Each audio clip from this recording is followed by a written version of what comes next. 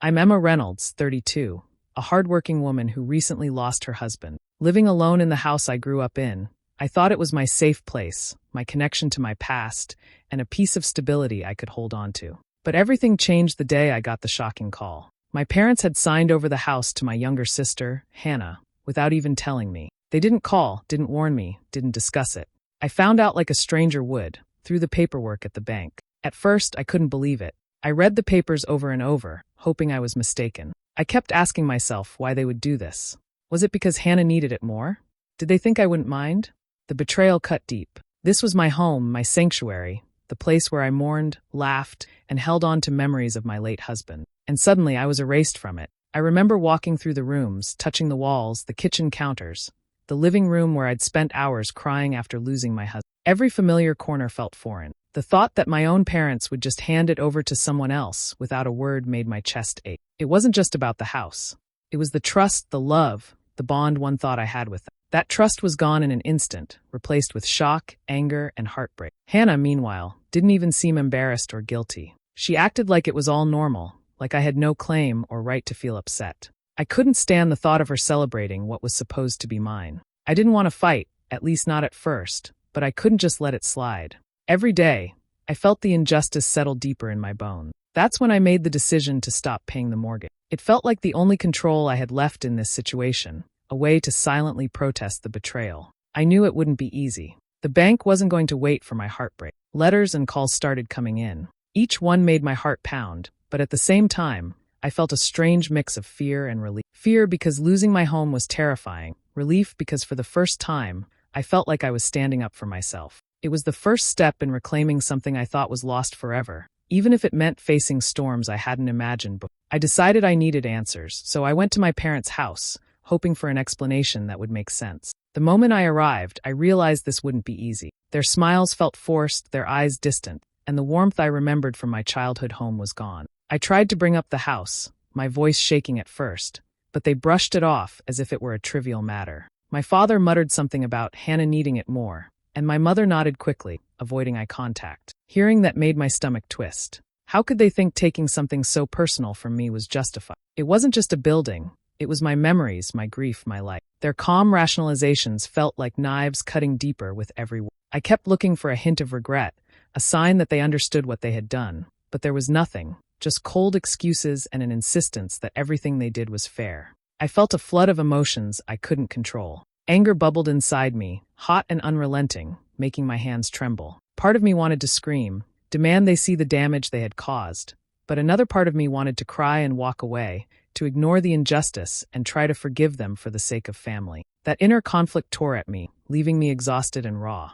As I sat there, listening to them justify their actions, I began to see our relationship in a different light. I questioned everything, the closeness I thought we had, the love I believed they felt for me. If this was how they treated me when I needed them most, how much of our past was real? It wasn't just the house anymore. It was the realization that my trust had been shattered. Every excuse they offered only fueled my sense of betrayal. I couldn't understand why my sister was suddenly the preferred child, the one who deserved everything I had worked for, while I was left out. It wasn't jealousy. It was hurt, a feeling that my place in the family had been quietly erased without my consent or knowledge. I started to question my own instincts, wondering if I had missed signs all along or if this was always their plan. By the time I left, my mind was spinning. I knew I had to process all of this before making any decision. Forgiveness seemed impossible, yet anger alone didn't feel right either. I needed clarity, a way to navigate the emotions that threatened to consume me. That drive, the mix of hurt, disbelief, and the faint hope that things could be set right,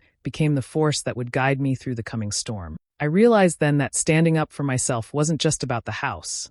It was about reclaiming my dignity and finding a sense of justice in the chaos my family had created. After leaving my parents' house, I spent hours pacing in my living room, the weight of betrayal pressing on me. I knew something had to change, but every option felt risky. Then it hit me. I could take a stand quietly without yelling or begging. I decided to stop paying the mortgage. It wasn't a decision made in anger alone. It was a calculated move, a way to reclaim some control over a situation that had left me powerless. The moment I committed to it, a strange mix of fear and relief washed over me. Fear because the bank wouldn't wait patiently while I dealt with family drama. I could imagine letters piling up, calls coming in, threats of foreclosure. My safe space could slip away entirely, leaving me with nothing. But relief also came from the idea that I was finally taking action for myself, asserting that I would not be pushed around or erased. For the first time since discovering the betrayal, I felt a spark of empowerment. I knew the risk was real. Foreclosure wasn't just a word. It was a looming shadow over my home, the place where I had felt secure for years. I imagined the day an official notice might arrive, the dread of walking through my front door and seeing strangers in my living room. The stakes terrified me, yet they also fueled my determination. I couldn't let fear control my life any longer. Sitting on the couch that evening, I made a quiet vow to myself. No one, not my parents, not Hannah, not anyone, would treat me like I was invisible or unworthy. I would fight, but on my terms. Every dollar I withheld felt like a tiny rebellion, a statement that I wasn't going to disappear silently while the people who were supposed to care about me treated me like an afterthought. Even in the solitude of my home, I imagined how the confrontation might unfold if the bank contacted me. Each scenario made my heart race, but I reminded myself that the stakes were worth it. Standing still and letting the injustice slide wasn't an option. This act, small as it seemed, was my first step in taking back control over my life. That night, as I sat by the window watching the streetlights flicker, I felt a mixture of tension and resolve unlike anything I had experienced before. I was terrified of losing everything, yet exhilarated at the thought of finally asserting my presence.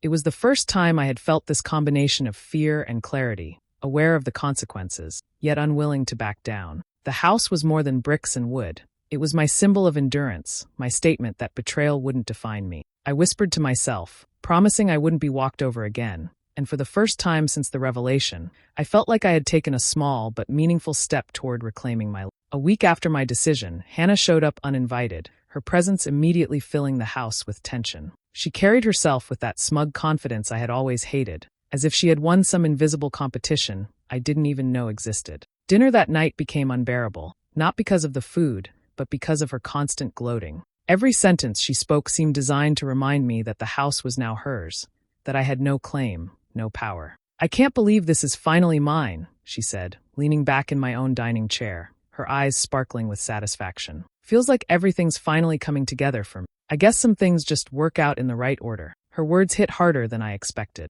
I had imagined confrontation with anger, with shouting, maybe tears, but what she delivered was a quiet, calculated humiliation. She wasn't loud or aggressive. She was sharp, precise, and cruel in a way that left me scrambling for composure. The living room felt smaller, the walls closing in, each glance from her a reminder that I had been sidelined. I sat there silently, my hands clenched under the table, resisting the urge to react. Part of me wanted to storm out, to slam the door behind me and leave her to her empty triumph. Another part, though, began to stir with a different feeling, one that had nothing to do with submission. Anger was rising inside me, but it was focused now, no longer chaotic. This was the moment I realized that if I let her walk over me here, I would never forgive myself. As the evening wore on, she continued, oblivious to my internal storm. Every story she shared, every laugh at her supposed good fortune, felt like a personal attack. Yet beneath her arrogance, I began to notice cracks, slight hesitations, tiny slips where she revealed her own insecurity. She had assumed she could intimidate me, but I was beginning to see the fear behind her confidence. That realization planted a seed of determination inside me. After she left, I walked through the house, my heart pounding. The dining room where she had gloated felt like a battlefield. I could still see her posture, her smug smile, hear the echo of her words. And yet, instead of feeling crushed, I felt a strange energy building. This wasn't just about a house anymore. It was about respect, about proving that I wasn't someone to be toyed with. I knew the next steps would require patience and strategy. The humiliation had lit a fire inside me, one that demanded action. I wouldn't confront her recklessly, but I also wouldn't allow her arrogance to dictate my life. Every detail of her behavior that evening became fuel, shaping my plan to reclaim what was rightfully mine, not just the house, but my dignity and voice. By the time I went to bed, my resolve was clear. I would not remain a passive observer in this situation. Hannah's gloating had been a challenge, and I was ready to accept it. My path to justice was beginning, and I would make sure she remembered that underestimating me had been her first mistake.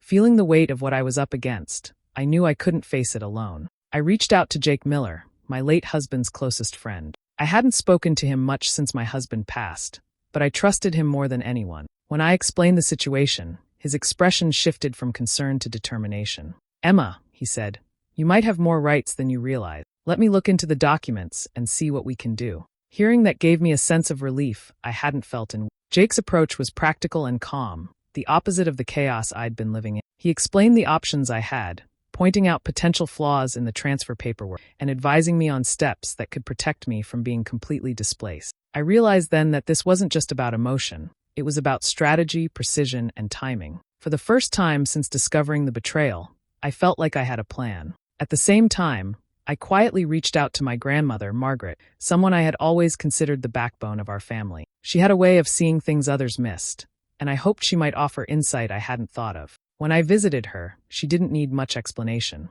She took my hand and said softly, "I always had my doubts about that house transfer. It didn't sit right with me, even back then." Margaret's words confirmed my suspicions. She hinted at conversations she'd overheard, suggestions my parents had made to Hannah behind my back. It wasn't full support, but it was enough to remind me that I wasn't imagining. I realized I wasn't entirely alone. There were people who understood the unfairness of the situation and were willing to help me navigate it. Over the next few days, I met with Jake to review every document, every signature, and every clause that might work in my favor. He explained the legal angles I had overlooked, showing me how to protect my rights without making rash moves. We discussed timing, possible responses from my family, and even contingencies if Hannah tried to block me at every turn. Margaret, meanwhile, provided emotional guidance. She reminded me to stay patient and composed, to think several steps ahead, and to document everything carefully. Her quiet encouragement balanced Jake's strategic advice, giving me both emotional and practical tools to face the coming challenges.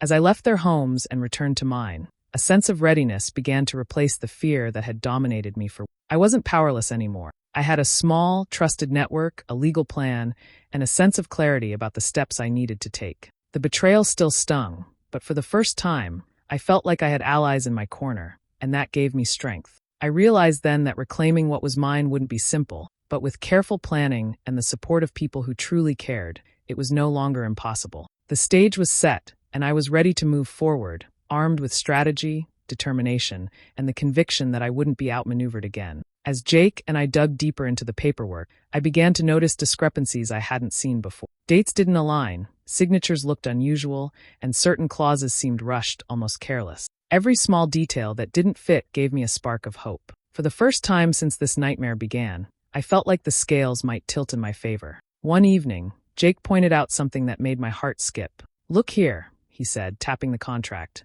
"This notarization doesn't match the standard requirements. It could be challenged." My stomach clenched in disbelief and excitement. Could it really be that something as simple as a technicality might give me leverage? It felt almost too good to be true. Encouraged, I continued to examine every sheet, every line. Minor errors added up, creating a pattern that could not be ignored. Even small inconsistencies in my parents' signatures suggested that not everything was above board. These were not major breakthroughs yet, but each tiny victory fueled my determination. Each irregularity whispered that perhaps Hannah's triumph wasn't as secure as she believed. Meanwhile, I began noticing subtle changes in Hannah's behavior. She stopped leaving the house for long periods, lingered near the windows, and asked innocent-sounding questions about my schedule. It was clear she suspected something, though she didn't know what. Her confidence, once unshakable, seemed to waver in small, almost imperceptible ways. I couldn't help but feel a thrill at seeing the first cracks in her armor. Even with these glimmers of progress, tension hung over me. The thought that one misstep could expose my actions to her or my parents made every decision feel high-stake. I moved carefully, gathering evidence, taking notes, and photographing documents, all while pretending to live normally under the same roof. Each small discovery added pressure, but also made me feel more alive, more capable of reclaiming what was rightfully. As days passed, I started sharing minor updates with Jake, whose excitement was quiet but steady. "This is how cases are won," he reminded me. "Small victories build the foundation for the larger outcome. Don't rush. Let them reveal themselves." His guidance gave me patience, helping me see that each tiny inconsistency was a stepping stone toward justice. By the time a week had passed, I felt a renewed sense of purpose. The initial despair that had consumed me was replaced by a cautious optimism. I wasn't powerless, and for the first time, I could see a path forward. Hannah's subtle panic gave me an advantage I intended to use carefully. Every minor win, no matter how insignificant it seemed at the moment, reminded me that persistence mattered. I realized that the battle wasn't over, and that the house, my dignity, and the respect I deserved could still be reclaimed. The quiet victories weren't dramatic, but they were enough to remind me that even in the face of betrayal, strategy and patience could turn the tide. Armed with the evidence Jake and I had carefully collected, I I decided it was time to face my parents. I didn't want to waste any more energy hiding my feelings or pretending everything was fine. The drive to their house was tense, my hands gripping the steering wheel as my mind raced through what I was going to say. Every scenario played out in my head, but none could prepare me for the intensity of the moment. The moment they saw me standing in the doorway with the folder in my hand, the air shifted. My father's eyes flickered nervously, my mother's lips pressed tightly together. I didn't speak at first. I just held the documents between us, letting the silence demand acknowledgement. Finally, I broke it. "I know everything," I said, my voice steady but laced with controlled anger. "I know about the transfer, and I have proof that it wasn't done correctly." They both tried to dismiss it, offering the same weak excuses I had heard before. "We were only trying to help Hannah," my mother said. "She needed the house more than you did," my father added. "It wasn't meant to hurt you. We thought we were making the right choice." The words hit me like a wave, but instead of softening my resolve, they fueled it. My hands trembled slightly, but I held their gaze. "You call this right?" I asked, my voice rising with emotion. "You call hiding this from me, taking what I built with my life, and pretending it's justifiable, help, right? You betrayed me, and you expect forgiveness that I don't owe." They shifted uncomfortably, and I realized the power had changed hands. For once, I wasn't the one pleading or confused. I was demanding accountability. I laid out each discrepancy, each irregularity, showing them the documents, highlighting the mistakes, and explaining the implications. My parents' faces paled as they began to grasp the seriousness of what I had uncovered. Anger surged through me, but it was tempered by clarity. I wasn't yelling blindly. Every word carried purpose. I wanted them to understand the pain they caused, the sense of abandonment, and the realization that their actions had consequences. This wasn't just about property anymore. It was about respect, justice, and standing up for myself. By the end of the confrontation, they were silent, unable to offer more excuses. I didn't seek an apology because I knew it might never come. What mattered was that they saw me as someone who would not be manipulated or dismissed. I left their house with a sense of release, the tension behind me, but the fight ahead still very real. For the first time, the betrayal felt tangible, the anger focused, and my determination solid. I realized confronting them wasn't just about proving the flaws in the transfer. It was about reclaiming my power and refusing to let the people who were supposed to care dictate my life. Every step I took from that house reinforced the promise I had made to myself. I would not be silenced, and I would not be walked over again. With the evidence firmly in my hands and Jake guiding me, I prepared to challenge the house transfer formally. The legal ground I had uncovered gave me leverage I hadn't dared hope for before. Every step of the process, from submitting documents to requesting clarifications, felt like reclaiming a part of my life that had been taken from me. This wasn't just about the house anymore. It was about asserting control over a situation that had once left me powerless. Hannah quickly sensed the shift. Her once confident demeanor wavered, replaced by nervousness that she couldn't fully hide. She began calling more often, stopping by under the guise of checking in. But it was obvious she was trying to intimidate me or uncover what I knew. Each attempt only reinforced my resolve. I refused to let her fear or manipulation sway me. Then came the most audacious move. She offered me money, a thinly veiled attempt at buying my silence. "I just want to make things easier for both of us," she said with a forced smile, placing an envelope on my counter. My stomach turned. She thought a bribe could erase the months of betrayal and the careful work I had done. I looked at the envelope, then back at her, and calmly shook my head. "No," I said firmly. "This isn't about money. It's about doing what's right." The words felt stronger than I expected, resonating with a power I hadn't realized I possessed. She hesitated, her face momentarily blank, before storming out. That brief encounter confirmed something important. I was no longer the frightened sister who had been blindsided. I was standing on my own ground, unshaken, and unwilling to compromise my principles. As the legal proceedings moved forward, the pressure shifted. I was no longer on the defensive. I had become the one directing the pace.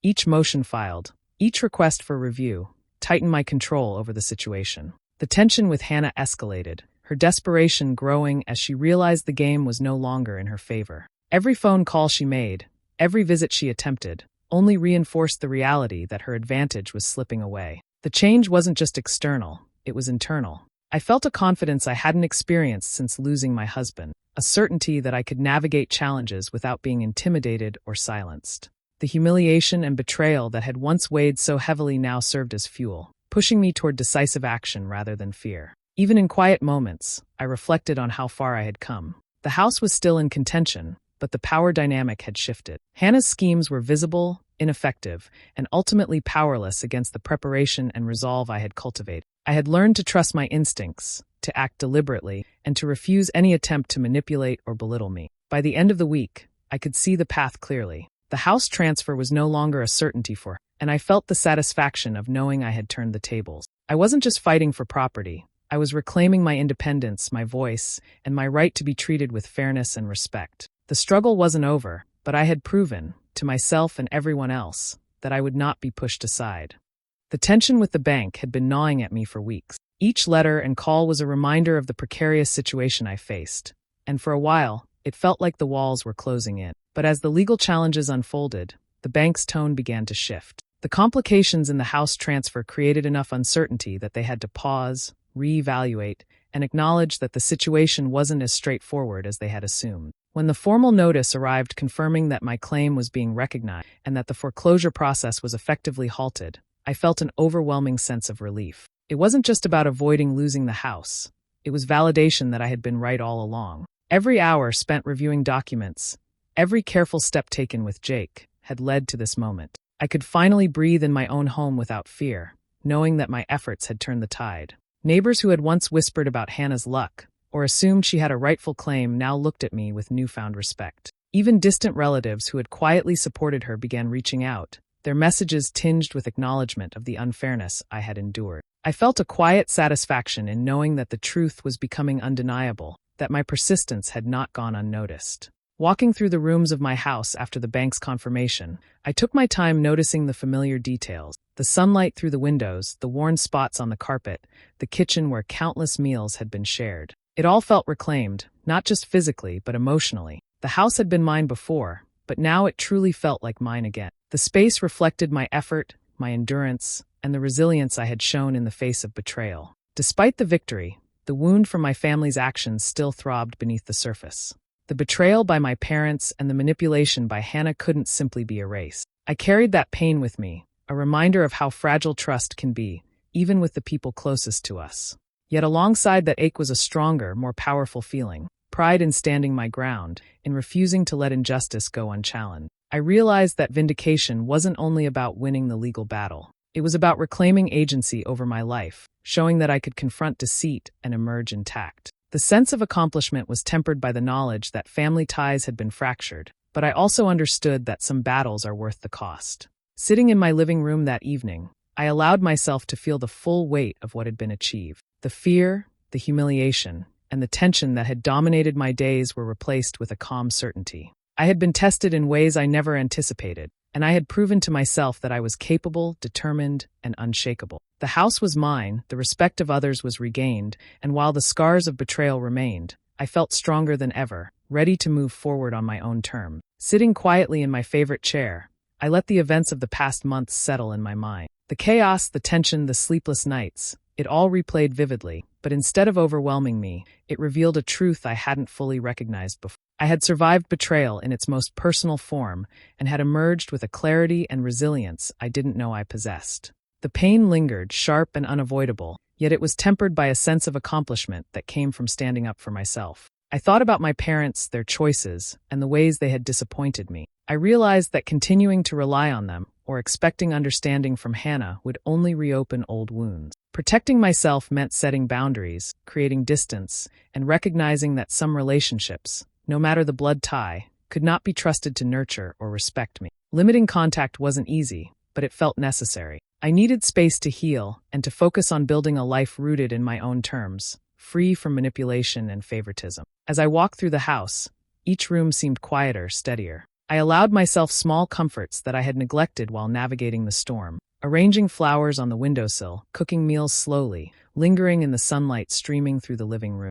These small acts reminded me that my home was more than a battleground. It was a sanctuary I had reclaimed. Every corner now reflected my decisions, my care, and my ability to shape my own life. I thought about revenge and the satisfaction it had brought. Seeing Hannah's confidence falter and witnessing the acknowledgement of my rightful claim had been validating, and I admitted to myself that the feeling was undeniably sweet. Yet beneath that, a quieter realization emerged. Revenge alone could not fill the emptiness left by broken trust. True peace came from reclaiming my autonomy, nurturing my well-being, and choosing to live fully rather than dwelling on the past. In the evenings, I allowed myself reflection without judgment. I reminded myself that strength isn't measured by the battles we fight alone, but by the wisdom we gain and the resilience we carry forward. I began to plan small steps for the future, projects I had postponed, trips I had dreamed of taking, and goals that were now within reach because I no longer carried the weight of betrayal on my shoulders alone. Though the scars remained, I felt lighter, more grounded, and surprisingly hopeful.